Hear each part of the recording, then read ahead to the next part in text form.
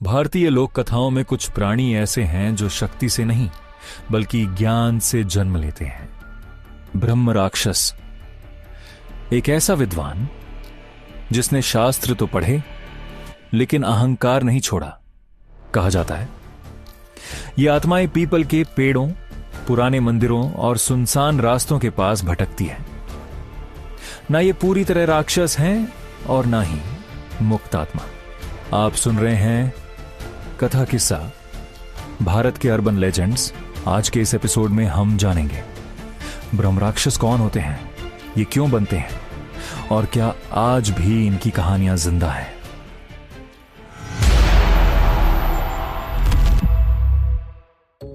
क्या कभी ऐसा सोचा है कि सबसे ज्ञानी व्यक्ति भी, जिसकी बुद्धि का लोहा सब मानते हों, मृत्यु के बाद एक भयावह चेतना में बदल सकता है?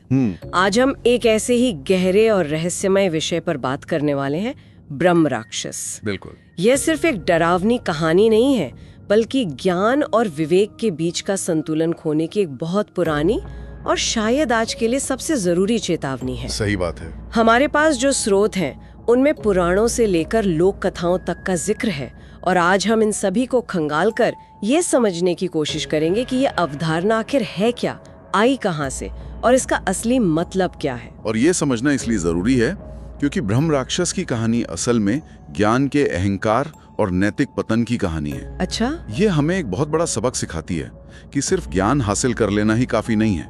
अगर उसके साथ नैतिकता और करुणा न जुड़ी हो तो वही ज्ञान मुक्ति की जगह सबसे बड़ा बंधन बन सकता है। मतलब एक ऐसी जेल जिसकी दीवारें खुद की ही बुद्धि से बनी हो। बिल्कुल, आपने एकदम सही कहा। ठीक है, चलिए इस बात को खोलते हैं। तो ये अवधारणा आई कहाँ से? क्या ये वेदों जितनी पुरानी है? नहीं। मुझे ये बात हमेशा से बहुत अजीब लगी है कि एक ब्राह्मण जो ज्ञान का प्रतीक है और एक राक्षस जो अंधकार का, ये दोनों शब्द एक साथ कैसे आ गए? एक ज्ञानी व्यक्ति राक्षस कैसे बन सकता है? ये सवाल ही इस पूरी अवधारणा का केंद्र है। हाँ। और आपका अंदाजा सही है, ये अवधारणा वैदिक काल की नहीं है। अच्छा। वेदों में राक्षस शब्द का जिक्र तो है, लेकिन वो उन शक्तियों के लिए है जो यज्ञ में बाधा डालती थी। अच्छा। किसी मरे हुए ज्ञानी की आत्मा के लिए नहीं। तो फिर ये आया कहाँ से? ब्रह्म राक्षस की जो साफ तस्वीर हमें मिलती है वो पौराणिक और उसके बाद के दौर में विकसित हुई है। और इसकी वजह भी बहुत दिलचस्प है जी। जैसे जैसे कर्म का सिद्धांत और गहरा होता गया, ऋषियों ने सोचा कि अच्छे बुरे कर्म तो हैं, पर सबसे बुरा कर्म क्या हो सकता है? हाँ, ये तो बड़ा सवाल है। और वो इस नतीजे पे पहुंचे कि सबसे बड़ा पतन तब होता है जब कोई ज्ञानवान व्यक्ति, कोई ब्राह्मण, शिक्षक या गुरु अपने ज्ञान का ही दुरुपयोग करने लगे, अहंकार के लिए या दूसरों को नीचा दिखाने के लिए। मतलब ज्ञान अपने साथ एक बहुत बड़ी जिम्मेदारी लाता है और अगर वो जिम्मेदारी ना निभाई जाए तो उसका नतीजा भी उतना ही भयानक होता है। एक आम इंसान के पाप से कई ज्यादा बड़ा पाप। बिल्कुल। और अलग अलग पुराणों ने इस बौद्धिक पाप के अलग अलग पहलुओं को पकड़ा है जो बहुत आकर्षक है। जैसे गरुड़ पुराण मृत्यु के बाद की स्थिति पर ध्यान देता है। वो कहता है कि ब्रह्म राक्षस को अपना सारा ज्ञान, हर श्लोक, हर सूत्र सब याद रहता है। हाँ, सब याद रहता है, लेकिन शांति या आनंद के बजाय यही ज्ञान उसकी सबसे बड़ी सजा बन जाता है। एक अंतहीन मानसिक पीड़ा। वो ज्ञान का इस्तेमाल नहीं कर सकता, बस उसकी जलन में तड़पता रहता है। अरे बाप रे। उसे बुद्धि से युक्त पर चेतना से विकृत आत्मा कहा गया है। ये तो बहुत ही भयानक कल्पना है, अपनी ही दिमाग में हमेशा के लिए कैद हो जाना, है ना? वहीं स्कंद पुराण इसके सामाजिक पहलू पर जोर देता है। अच्छा। वो इसे उन तपस्वियों से जोड़ता है जो पवित्र स्थानों पर रहते तो हैं, लेकिन उनके मन में अहंकार इतना होता है कि वो उस जगह की पवित्रता महसूस ही नहीं कर पाते। मतलब बस दिखावा। हाँ, उनका एक ही काम होता है आने जाने वाले हर व्यक्ति को बहस के लिए, शास्त्रार्थ के लिए ललकारना, सिर्फ ये साबित करने के लिए कि मैं तुमसे ज्यादा जानता हूँ। और पद्म पुराण, क्या वो कोई और पहलू दिखाता है? पद्म पुराण सबसे खतरनाक पहलू को छूता है, बौद्धिक पाखंड का। वो कहता है कि ब्रह्म राक्षस वो बनता है जो सत्य को जानता है, जिसे सही और गलत का पूरा पता है, लेकिन फिर भी वो जानबूझकर अपने ज्ञान का इस्तेमाल लोगों को धोखा देने, शास्त्रों की गलत व्याख्या करने और असत्य को स्थापित करने के लिए करता है। तो ये तो ज्ञान के पापों का एक पूरा स्पेक्ट्रम हो गया। बिल्कुल। आंतरिक पीड़ा, बाहरी अहंकार और जानबूझकर किया गया पाखंड, ये सिर्फ एक गलती नहीं है जो ब्रह्म राक्षस बनाती है। यहाँ ये वाकई दिलचस्प हो जाता है। तो शास्त्रों ने तो इस विकृत चेतना की एक मनोवैज्ञानिक तस्वीर खींची है, लेकिन जो लोक कथाएं मैंने सुनी है उनमें तो एक भयानक दैत्य का जिक्र होता है, हाँ, जिसका बड़ा सा सिर है, उलझे हुए बाल हैं और जो पेड़ से उल्टा लटका रहता है। हम इस मनोवैज्ञानिक विचार से उस डरावने शारीरिक रूप तक कैसे पहुंचे? ये एक बेहतरीन सवाल है, क्योंकि ये दिखाता है कि कैसे एक गहरा दार्शनिक विचार समय के साथ एक लोकप्रिय प्रतीक में बदल जाता है। मतलब? लोक कथाओं में जो रूप हम देखते हैं वो असल में उन्हीं मनोवैज्ञानिक अवस्थाओं का शारीरिक चित्रण है। जैसे बड़ा सिर वो विकृत और बोझ बन चुके ज्ञान का प्रतीक है। उलझे हुए बिखरे बाल उस आत्मा की भीतरी मानसिक अशांति और उलझन को दिखाते हैं।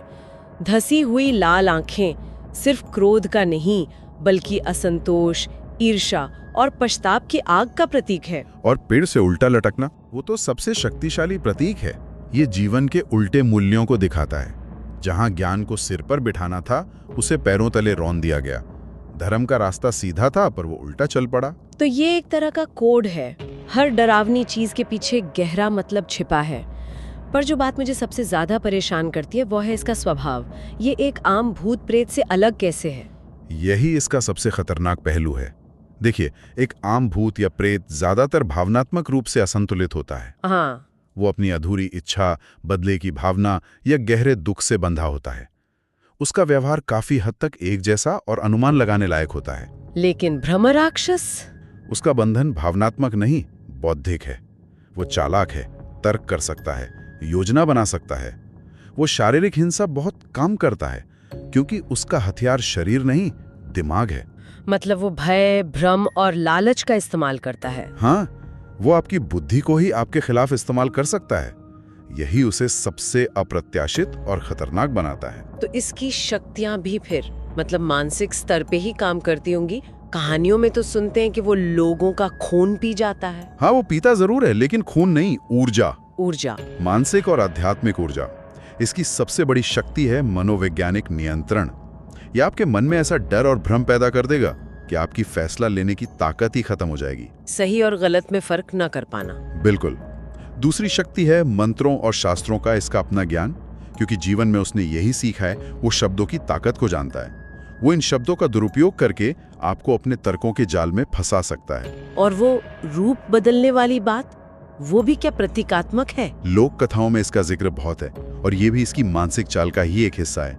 वो किसी भरोसेमंद इंसान जैसे किसी गुरु या साधु का रूप धरकर आपका विश्वास जीत सकता है और फिर भटका सकता है। हाँ, और सबसे सूक्ष्म स्तर पर ये सपनों और अवचेतन में घुसपैठ कर सकता है। भयावह सपने दिखाना या ऐसी आवाजें सुनाना जो सिर्फ आपको सुनाई दें, ताकि व्यक्ति अंदर से टूट जाए। हाँ, खोखला हो जाए। ये एक मानसिक परजीवी की तरह है। सुनकर ही अजीब लग रहा है। लेकिन यहाँ एक बड़ा विरोधाभास है।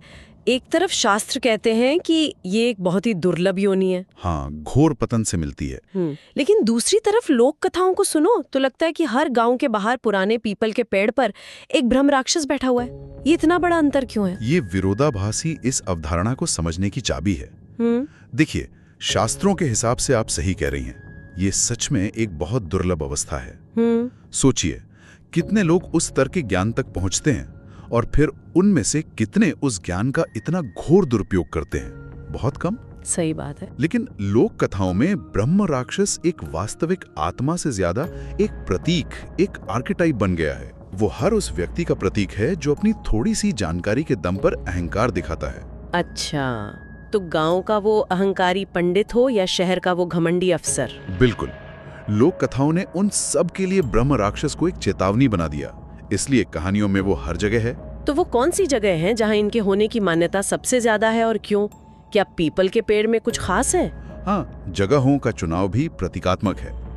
आमतौर पर ऐसी जगह जो पवित्र तो हैं, पर अब वहाँ की ऊर्जा किसी वजह से विकृत हो गई है, जैसे पुरानी पीपल या बरगद के पेड़। पवित्र माने जाते हैं। हाँ, ज्ञान का प्रतीक। तो कल्पना ये है कि अगर किसी ऐसे ही साधक का पतन हो गया तो उसकी चेतना उसी पेड़ से जुड़कर रह गई। इसी तरह उजड़े या वीरान मंदिर, जहाँ किसी पतित पुजारी की चेतना अटक गई हो। बिल्कुल। शमशान और पुराने आश्रम भी ऐसी ही जगह हैं जो मृत्यु, अधूरी साधना और तीव्र मानसिक ऊर्जा से जुड़ी होती हैं। क्या कोई ऐसी लोक कथा है जो इस पूरी बात को और अच्छे से समझा सके? कोई कहानी जो इसके स्वभाव को साफ कर दे? बिल्कुल। मध्य भारत की एक कहानी बहुत मशहूर है। एक गांव के पास एक बहुत पुराना पीपल का पेड़ था और अफवाह थी कि उस पर एक ब्रह्म राक्षस रहता है। ये ब्रह्म राक्षस पहले उसी गांव का एक बहुत बड़ा पंडित था जिसे अपने ज्ञान पर बहुत घमंड था। मरने के बाद उसकी आत्मा उसी पेड़ पर अटक गई, लेकिन वो किसी को शारीरिक नुकसान नहीं पहुंचाता था। तो क्या करता था? उसका तरीका अलग था। जब भी कोई लालची या अहंकारी व्यक्ति रात में उस पेड़ के नीचे से गुजरता तो उसे सोने के सिक्कों से भरा एक थैला दिखाई देता। अच्छा, तो वो लालच देता था? हाँ, और जैसे ही वो व्यक्ति उस थैले को उठाने के लिए झुकता, थैला थोड़ा और आगे खिसक जाता। अरे! वो व्यक्ति और आगे बढ़ता, थैला और आगे खिसक जाता। ऐसा करते करते वो उसे जंगल में बहुत अंदर तक ले जाता और फिर अचानक वो थैला और वो रास्ता सब गायब हो जाता। और वो व्यक्ति जंगल में अकेला रह जाता। अकेला, डरा हुआ और भटका हुआ। वो उसे मारता नहीं था, बस उसका अहंकार और लालच उसी पर भारी पड़वाकर उसे सबक सिखाता था। वो उसे उसकी अपनी कमजोरियों का आईना दिखाता था। वाह, ये कहानी तो सब कुछ साफ कर देती है। वो शारीरिक हमला नहीं बल्कि मनोवैज्ञानिक खेल खेल रहा था। एकदम सही। और ये कहानी ये भी बताती है कि वो हर किसी को परेशान नहीं करता था। जो सीधे साधे निर्दोष लोग थे वो आराम से उस रास्ते से गुजर जाते थे। उनका निशाना सिर्फ वो लोग थे जिनके अंदर वही अहंकार और लालच था। हाँ, जो कभी उसके अंदर था। ठीक है, ये सब थोड़ा डरावना होता जा रहा है, तो अब व्यावहारिक बात करते हैं। मान लीजिए किसी का सामना ऐसी किसी ऊर्जा से हो जाए तो उसे क्या करना चाहिए? ये सबसे मुश्किल लेकिन सबसे जरूरी काम है। पहला नियम है शांत रहना। पर कैसे? जैसे ही कोई डरता है उसकी मानसिक ऊर्जा बिखर जाती है और वो एक आसान शिकार बन जाता है। अपनी चेतना को स्थिर करने के लिए गायत्री मंत्र या विष्णु सहस्त्रनाम जैसे शक्तिशाली मंत्रों का जाप करने की सलाह दी जाती है। और फिर? और अगर मुमकिन हो तो बिना भागे शांति से उस जगह से दूर चले जाएं। सबसे जरूरी बात, किसी भी तरह के बल प्रयोग या तांत्रिक लड़ाई झगड़े में नहीं पड़ना चाहिए। क्यों? ये आग में घी डालने जैसा है, क्योंकि आप अहंकार को अहंकार से नहीं हरा सकते। और अगर कोई इसकी पकड़ में आ जाए, जैसा कि कहानियों में होता है, तो उस पर असल में क्या असर पड़ता है? जैसा मैंने कहा, असर मुख्य रूप से मानसिक और चेतन स्तर पर होता है। व्यक्ति अंदर से खोखला और कमजोर महसूस करने लगता है। उसकी फैसला लेने की ताकत खत्म हो जाती है। हाँ, विवेक पर पर्दा पड़ जाता है। उसे डरावने सपने आते हैं, अजीब अजीब ख्याल आते हैं और वो समाज से कटने लगता है। उसका आत्मविश्वास पूरी तरह टूट जाता है। तो क्या इससे मुक्ति का कोई उपाय है? क्या इसे शांत किया जा सकता है?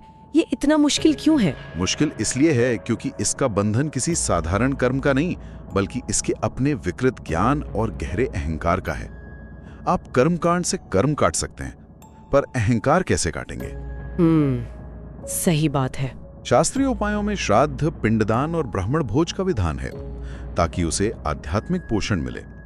विष्णु मंत्रों का जाप भी बहुत प्रभावी माना गया है, लेकिन संत परंपरा मानती है कि कई बार ये उपाय भी कम पड़ जाते हैं। तो फिर क्या काम आता है? किसी सिद्ध पुरुष या पहुंचे हुए संत का हस्तक्षेप। कोई ऐसा व्यक्ति जो बल से नहीं बल्कि करुणा और ज्ञान के उपदेश से उसके अहंकार को तोड़ सके। मतलब उसे उसकी गलती का बोध कराना। हाँ, जब उसे ये याद दिलाया जाता है कि तुम ज्ञान की वजह से नहीं बल्कि ज्ञान के अहंकार की वजह से इस हाल में हो, तभी उसकी मुक्ति का दरवाजा खुलता है। आप अहंकार को डंडे से नहीं तोड़ सकते, उसे पिघलाना पड़ता है। इस पूरी चर्चा का सार ये निकल रहा है कि ब्रह्म राक्षस की अवधारणा हमें एक बहुत बड़ी बात याद दिलाती है कि ज्ञान अपने आप में अधूरा है। बिल्कुल। जब तक उसके साथ विवेक, नैतिकता और करुणा न हो, तब तक वो कल्याणकारी नहीं हो सकता, बल्कि वो एक बहुत खतरनाक हथियार बन सकता है। आपने एकदम सही पकड़ा, और ये बात आज के सूचना और तकनीक के युग में पहले से कहीं ज्यादा सच है। आज हमारे पास ज्ञान और शक्ति का भंडार है, लेकिन अगर उसका इस्तेमाल समाज में भ्रम और डर फैलाने के लिए, लोगों को जोड़ने के बजाय तोड़ने के लिए किया जाए, तो क्या ये एक तरह की आधुनिक ब्रह्म राक्षस चेतना का निर्माण नहीं है? एक ऐसी चेतना जो दिखती नहीं पर समाज को अंदर से खोखला कर देती है। तो ब्रह्म राक्षस का असली संदेश यही है, ज्ञान बिना विवेक के विनाश का कारण बनता है। ये संतुलन बनाए रखने की एक ऐसी चेतावनी है जो हजारों साल बाद भी उतनी ही प्रासंगिक है। हाँ, ये एक ऐसा संदेश है जो शायद हर युग और हर पीढ़ी के लिए जरूरी रहेगा। ज्ञान को सिर पर चढ़ने से रोकना ही असली विवेक है। इस गहरी चर्चा को खत्म करने से पहले हम अपने श्रोताओं के लिए एक सवाल छोड़ जाते हैं। आज के इस डिजिटल और सूचना के युग में आधुनिक ब्रह्म राक्षस कौन है? आत्माओं के रूप में नहीं, बल्कि उन ताकतों या विचारों के रूप में सोचिए जो ज्ञान और सूचना का उपयोग स्पष्टता लाने के बजाय भ्रम पैदा करने के लिए और समाज को बेहतर बनाने के बजाय उसे तोड़ने के लिए करती हैं। कहते हैं सबसे खतरनाक श्राप अज्ञान नहीं, अहंकार होता है। ब्रह्म राक्षस की कहानी हमें डराती नहीं बल्कि चेतावनी देती है कि ज्ञान अगर विनम्रता के बिना हो तो मोक्ष का रास्ता भी बंद हो सकता है। अगर आपको यह पॉडकास्ट पसंद आया हो तो इसे लाइक और शेयर कीजिए और चैनल को सब्सक्राइब करें ताकि अगला पॉडकास्ट मिस ना हो। आप सुन रहे थे कथा किस्सा, भारत के अर्बन लेजेंड्स।